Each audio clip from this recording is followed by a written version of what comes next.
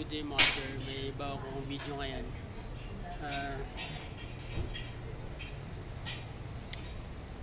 Video concern ng customer mga sir is makalampag. May konting lubak lang, lumalagapak daw. Kala niya sirang suspension. Tapos kahit konting lubak lang or kaya hams, may kalampag pa rin. So chinek natin mga sir, na road test. After ma-road test, nakita namin. Pakita ko sa inyo mga sir yung unit. Good day, ito na yung unit mga sir, yung Peugeot 308. Yung engine support nya, 7 perasong bolt. Ito yung bolt nya mga sir, flower. 7 peraso to. Tapos ito, and then flower din. So dito yung nakamount. Ito kasi sirang-sira na to. Basag na kaya nakabagsak na yung engine niya.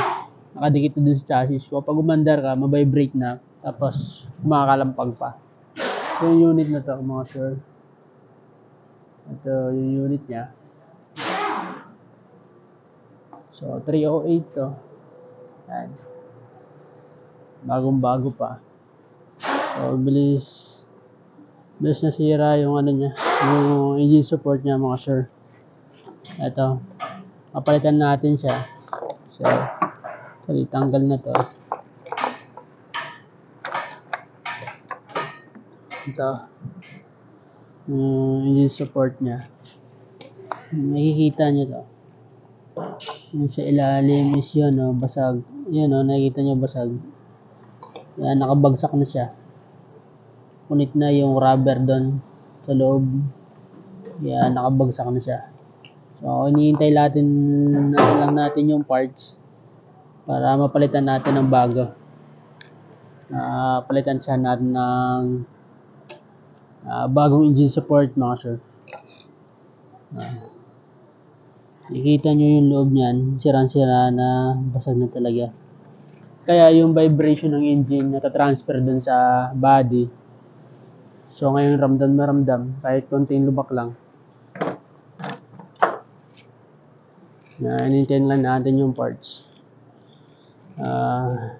para mapalitan natin. Bagong engine support. Peugeot 308. 2019 model, bagong-bago pa. Bumigay agad yung engine support dahil siguro sa bigat ng makina or wear and tear na rin din siguro. Yun mga sir, hintay lang natin yung parts. Ito na mga sir yung bagong engine support, Peugeot 308.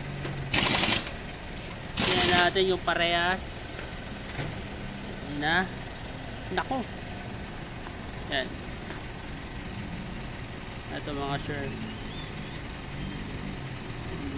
mas maganda to, angat na angat.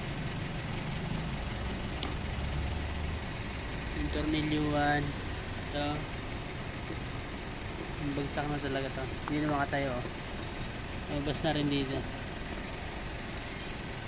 So palit na to mga sir. Palitan na natin siya ng engine support. Sabit ko na dito.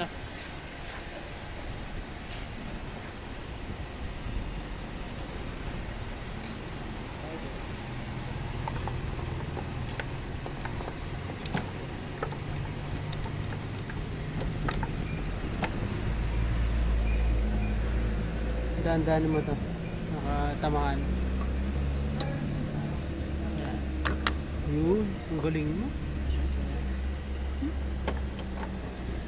Angat mo konti yung jack. Okay. Yun, ang galing talaga. Yun, sentro na. Yung guide kasi, tinitinan nyo kung sa sentro. So, sige, lagyan mo ng bolt. Lagyan mo ng mga bolt mga.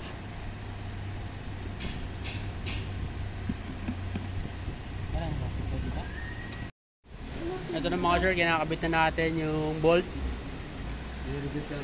Fujo 308, sira engine mount. Napalitan na natin. 8020. Ito pala yung gumagawa mga sir.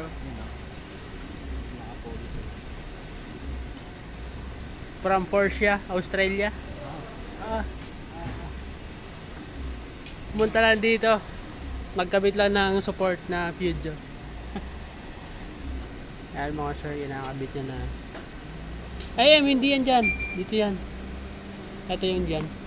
May ikli. Ayan. Ayan.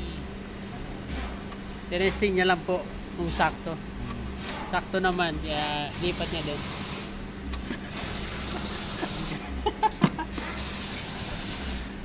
Ang galing! Pero parang dahan-dahanin mo. Naka...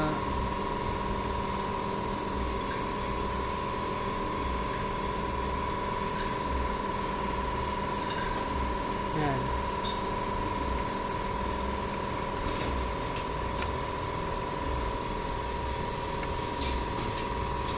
Yan mga sir. Fujo. But engine mount. Kumakalampag mga sir. Kahit konting lubak lang. Yung suspension nito bagong palit. Bago rin yung lower suspension assembly, yung shock absorber napalitan na rin. So ito na lang hindi nila nakita. Basag na basag na.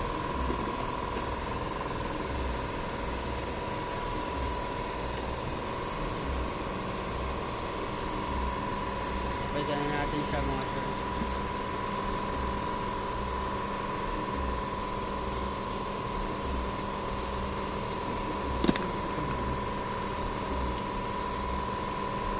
Sabi kasi nung customer, pag dinala daw sa Fujo mismo, matagal. Inaabot ng ilang days bago magawa. So dito, maghapon gawa na kasi meron naman nakukuha ang pyesa agad. So paghapon pwede niya na makuha mga sir. Depende pa rin po sa parts yun. Kung meron available na parts, makukuha agad. Pero pag wala naman, minsan inaabot din ng week kasi in-order pa yung parts nito. Bibihira naman kasi yung Fujo dito.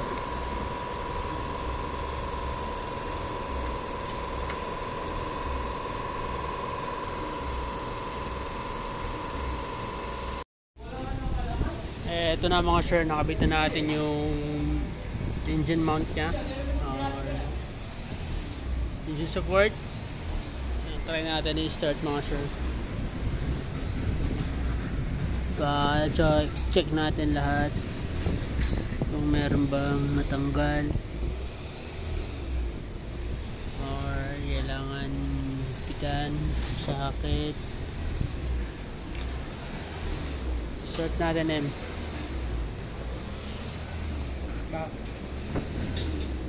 Huwag muna kasi may cover pa. May cover sa ilalim.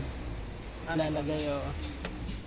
So mga sure yung Fujo yung ginawa natin na engine support. So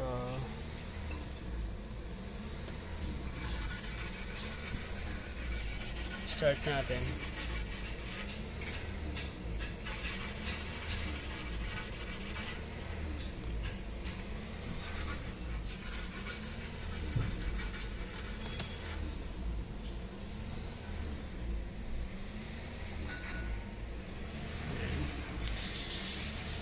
Start.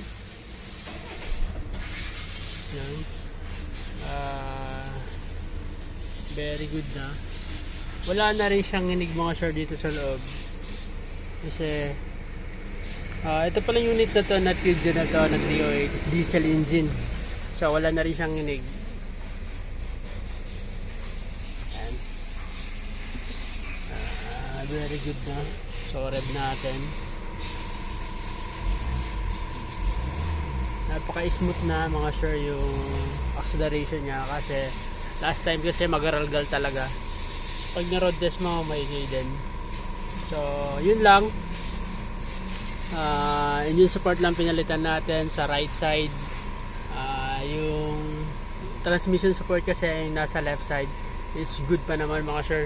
So yun muna yung pinapalitan natin. So para ma-solve yung problema niya, vibration, maingay, kahit konting lubak lang malagapak daw.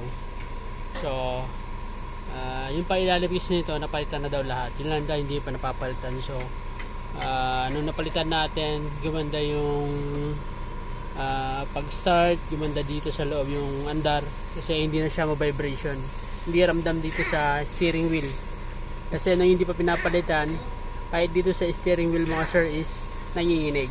So yun lang naman po yung nakita namin sa inyo, palit na engine support, kailangan talaga na-double check lagi. So yun, maraming salamat po sa patuloy na nagsusubscribe, nakaabang sa ating video. Pasensya na nga pala kung bibihira lang yung upload ko kasi minsan busy din dito sa trabaho natin, hindi nakakapag-vlog lagi. So abang-abang lang po kayo para sa mga bagong upload. Maraming salamat po sa mga bagong subscribers. Konti na lang po, may hit na natin yung 1,000 subscribers. Maraming salamat. God bless.